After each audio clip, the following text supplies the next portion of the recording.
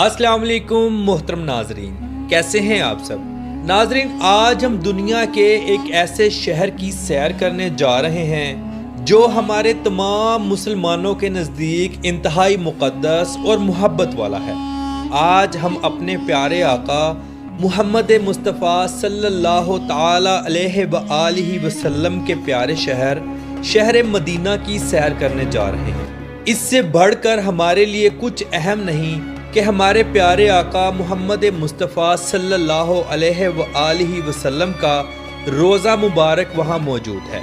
आज की इस वीडियो में हम आपसे मस्जिद नबवी शरीफ, मदीना शरीफ की हिस्ट्री, कदीम बाज़ार, खूबसूरत गांव, मदीना शरीफ में खजूरों के बागात, मदीना शरीफ के अरबियों का रहन सहन और इखलाक, इन सब के बारे में आपको आगाह करेंगे। आज की वीडियो इंतहाई अहम है, इंतहाई मेहनत और 2 दिनों के तवील टाइम के बाद आपके लिए ऐसी वीडियो लाई जाती है। इसलिए वीडियो को पूरा देखा करें और चैनल को सब्सक्राइब और वीडियो को शेयर किया करें। तो चलें वीडियो का आगाज करते हैं। मदीना शहर, इस मुक़द्दस शहर को बहुत से नामों से पुकारा जाता है, जैसे मदीना मुनव्वरा जो इसका ऑफिशियल नेम भी है, अल मदीना, मदीना अल नबी, अल मदीना अल नबविया, अल आसमा, अल इस्लामिया, अल औला और तैयबा अल तैयबा के नाम से भी पुकारा जाता है। नाज़रीन, ये शहर पूरी दुनिया के मुसलमानों के लिए इंतहाई काबिल एहतराम और मुक़द्दस है, क्योंकि इस शहर में हमारे प्यारे आका मुहम्मद मुस्तफ़ा सल्लल्लाहु अलैहि वसल्लम का रोज़ा मुबारक मौजूद है। और इसके अलावा बेशुमार ऐसे मकामात मौजूद हैं जो हमारे प्यारे आका मुहम्मद मुस्तफ़ा सल्लल्लाहु अलैहि वसल्लम की ज़ात से मंसूब हैं और काबिल एहतराम हैं। मदीना शहर सऊदी अरब का एक शहर है।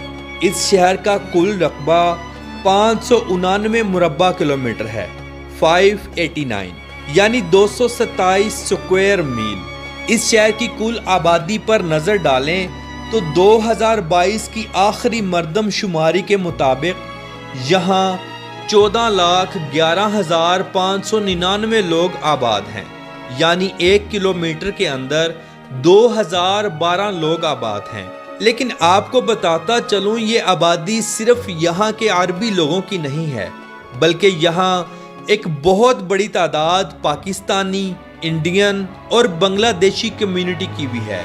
इनके अलावा फ़िलिपाइनी, अफ्रीकी, मिस्री, सूरी, लबनानी और यमनी लोग भी आबाद हैं। अक्सरियत यहाँ मजदूरी करती है, जैसे टैक्सी चलाना, लेबर में काम करना वगैरह, और बहुत से लोगों के अपने बिजनेस भी हैं। मोहतरम नाजरीन, ये बात वो तमाम मुसलमान बाखूबी जानते हैं जो हज व उम्रा के लिए सऊदी अरब जाते हैं कि मक्का शरीफ के अरबी मदीना शरीफ के अरबियों से तबीयतन सख्त हैं। मदीना शरीफ के अरबी अपने मिजाज में नरमी, लहजे में मिठास और हुस्न इखलाक रखते हैं। ये सब हमारे प्यारे आका मुहम्मद मुस्तफ़ा सल्लल्लाहु अलैहि वसल्लम की मौजूदगी का असर है। अगर हम बात करें मस्जिद नबवी की, जिसे मुसलमान हो या गैर मुस्लिम, सब ताज़ीम और अदब की निगाहों से देखते हैं। इस मस्जिद में हमारे प्यारे आका मुहम्मद मुस्तफ़ा सल्लल्लाहु अलैहि वसल्लम का रोज़ा मुबारक मौजूद है। ये दुनिया की दूसरी सबसे बड़ी मस्जिद है। ये एक मुक़द्दस मकाम है और मदीना शहर के क़ल्ब में मौजूद है। ये मुसलमानों के लिए एक बहुत बड़ा ज़ियारती मकाम है। दुनिया में मौजूद हर मुसलमान इस मस्जिद में आने के लिए तड़पता है और ये प्यारे आका मुहम्मद मुस्तफ़ा सल्लल्लाहु अलैहि वसल्लम से इश्क व मोहब्बत की खालस अलामत है। इस मस्जिद को 1401 सालों पहले कायम किया गया। इस मस्जिद के 10 मीनार हैं जो कि इंतहाई खूबसूरत हैं। यहाँ 10 लाख लोगों की कैपेसिटी मौजूद है। ये मस्जिद आका दो जहां सल्लल्लाहु अलैहि वसल्लम की मौजूदगी में शुरू की गई।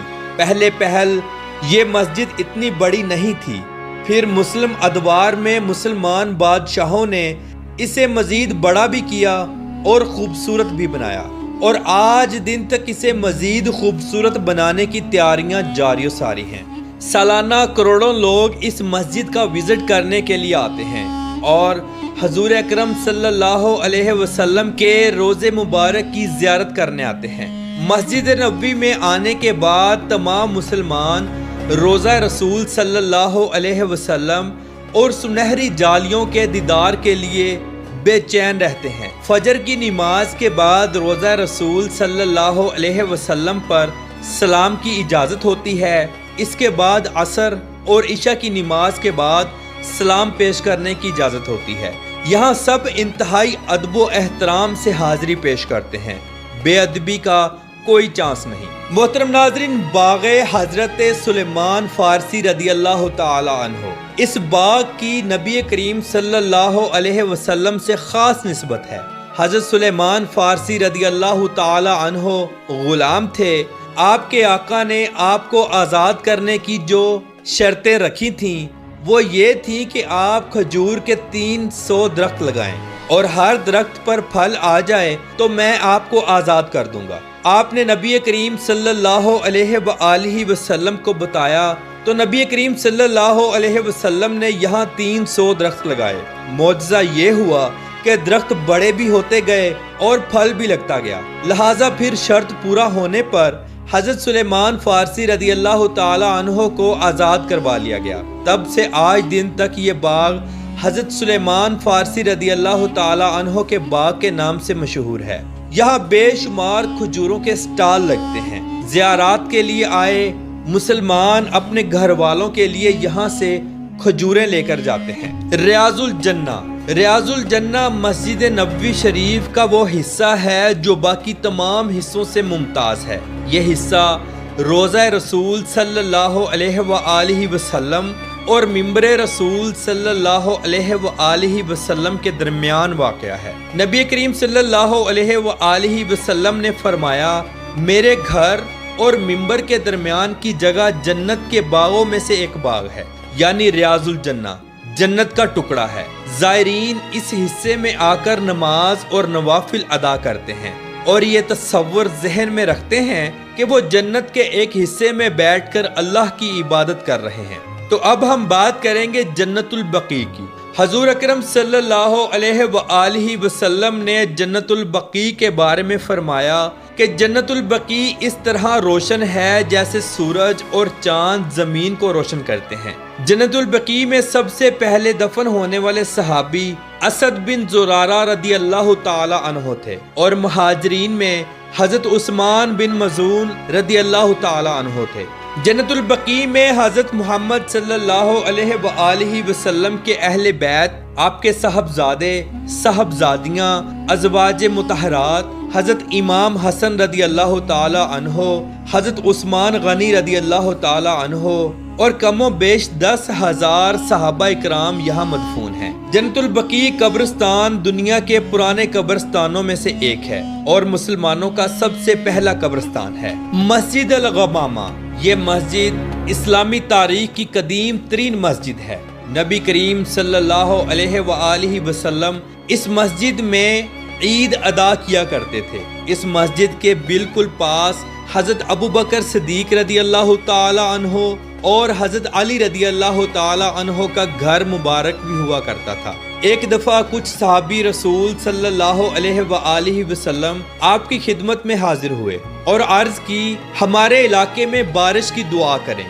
نبی کریم صلی اللہ علیہ وآلہ وسلم نے اسی مسجد میں بیٹھ کر بارش کے لیے دعا کی۔ بارش 7 روز تک مسلسل چلتی رہی۔ صحابہ کرام دوبارہ تشریف لائے اور حضور اکرم صلی اللہ علیہ وآلہ وسلم سے درخواست کی کہ دعا کیجئے بارش رک جائے۔ تب بھی حضور اکرم صلی اللہ علیہ وآلہ وسلم نے اسی مسجد میں بیٹھ کر دعا فرمائی تھی اور بارش رک گئی تھی۔ محترم ناظرین، مسجد قباء یہ اسلام کی پہلی مسجد ہے۔ جب حضرت محمد صلی اللہ علیہ وآلہ وسلم مکہ سے مدینہ شریف تشریف لائے تو آپ نے اس مقام پر قیام فرمایا اور مسجد قباء کی بنیاد رکھی۔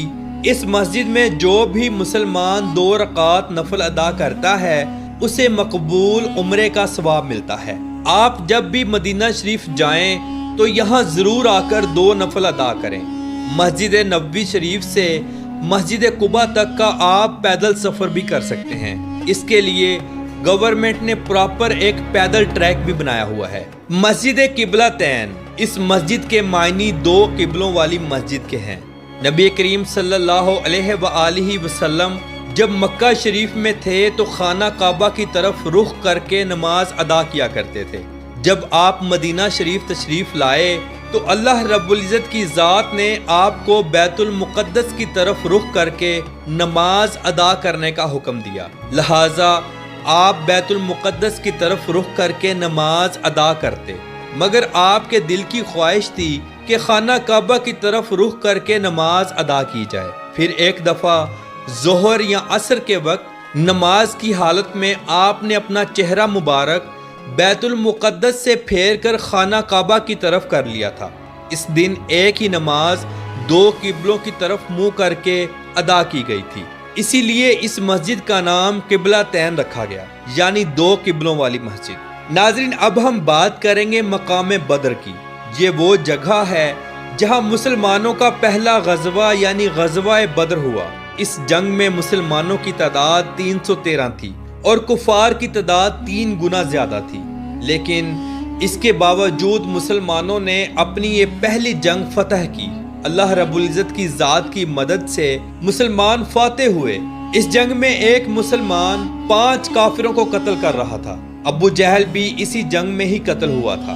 بیر روحا یہاں وہ کنواں بھی موجود ہے کہ جب نبی کریم صلی اللہ علیہ وآلہ وسلم صحابہ اکرام علیہم رضوان کے ساتھ بدر کی طرف جا رہے تھے تو اس کنویں سے پانی پینا چاہا، مگر اس کنویں کا پانی کڑوا تھا۔ نبی کریم صلی اللہ علیہ وآلہ وسلم نے اس کنویں میں اپنا لعاب دہن ڈالا تو پانی میٹھا ہو گیا۔ پھر سب نے پانی نوش فرمایا۔ نبی کریم جب بھی سفر سے واپس آتے تو یہاں قیام فرماتے اور اس کنویں کا پانی نوش فرماتے۔ مقام احد، مسلمانوں کا 3 ہجری میں دوسرا بڑا غزوہ بھی احد پہاڑ کے نزدیک ہوا، جس میں 72 صحابہ اکرام کی شہادت ہوئی۔ حضرت امیر حمزہ رضی اللہ تعالی عنہ بھی اسی غزوہ میں شہید ہوئے تھے۔ نبی کریم صلی اللہ علیہ وآلہ وسلم کے دندان مبارک بھی اسی غزوہ میں شہید ہوئے۔ جب صحابہ اکرام علیہم رضوان کو دفنانے کے لیے جنت البقیع کی طرف لے جانے لگے تو احد پہاڑ رونے لگا۔ احد پہاڑ نے عرض کی، یا رسول اللہ صلی اللہ علیہ وآلہ وسلم، ان کو میرے دامن میں ہی دفنا دیجیے۔ نبی کریم صلی اللہ علیہ وآلہ وسلم نے فرمایا، روز قیامت احد پہاڑ جنت کے دروازے پر جنتیوں کا استقبال کرے گا۔ احد پہاڑ مجھ سے محبت کرتا ہے اور میں احد پہاڑ سے۔ ناظرین، مدینہ میوزیم، عمر ابن الخطاب روڈ کے نزدیک موجود یہ میوزیم مدینہ میوزیم کہلاتا ہے، جسے 1983 میں بنایا گیا، جس کے اندر مدینہ شہر کی تاریخ اور پرانے ورثے کو دکھایا گیا ہے۔ اس میوزیم میں مدینہ منورہ سے متعلق نایاب تصاویر، آثار قدیمہ کے ذخیرے اور بصری گیلری دکھائی گئی ہے۔ اس میوزیم میں تقریباً 2000 نایاب نمونے رکھے گئے ہیں۔ یہاں قدیم وقت کا مدینہ شریف دکھایا گیا ہے۔ زائرین یہاں کا وزٹ ضرور کرتے ہیں۔ دنیا میں سب سے زیادہ قرآن مجید مدینہ شہر میں چھاپا جاتا ہے۔ یہاں موجود فہد پرنٹنگ پریس دنیا میں سب سے زیادہ قرآن مجید پرنٹ کرتا ہے۔ یہ پریس 1985 میں شروع کی گئی تھی۔ یہاں 200 سے زائد زبانوں میں قرآن مجید پرنٹ کیا جاتا ہے۔ ناظرین، مدینہ منورہ کا موسم اور آب و ہوا گرمیوں میں انتہائی گرم ہوتی ہے اور 2 مہینے ٹھنڈی ہوائیں اور پھر تھوڑی سی سردی پڑتی ہے۔ مدینہ منورہ مسجد نبوی شریف میں دنیا کے سب سے بہترین اور بڑے اے سی لگائے گئے ہیں۔ یہاں پر گرمیوں میں بھی فرش ٹھنڈا ہوتا ہے۔ مدینہ شہر میں شادیاں انتہائی دھوم دھام سے کی جاتی ہیں۔ روایتی لباس اور ہاتھ میں تلوار پکڑ کر رقص کیا جاتا ہے۔ کھانوں میں مٹن مدفون، لحم مدفون، ہریسہ، قہوہ، گہوہ اور کھجوریں، ان سب کا اہتمام ہوتا ہے۔ عربی حضرات خوب جم کر کھاتے ہیں۔ یہ لوگ ہاتھ سے کھانا پسند کرتے ہیں۔ मस्जिद नबवी शरीफ में हज के दिनों में और आम दिनों में अल्लाह की राह में बेशुमार खाने पीने का सामान बांटा जाता है। ख़ास तौर पर रमज़ानुल मुबारक के रोज़ों में खुला सामान लोगों को दिया जाता है। शहर मदीना में तालीम और मेडिकल का शोबा इंतहाई ज़बरदस्त है। मदीना यूनिवर्सिटी शहर की सबसे बड़ी यूनिवर्सिटी है, जहाँ हज़ारों लोग तालीम हासिल करते हैं। मदीना शहर के पुराने और कदीम बाज़ार इंतहाई खूबसूरत और हजूम वाले हैं। सारा साल यहाँ गैर मुल्की लोगों का हजूम रहता है।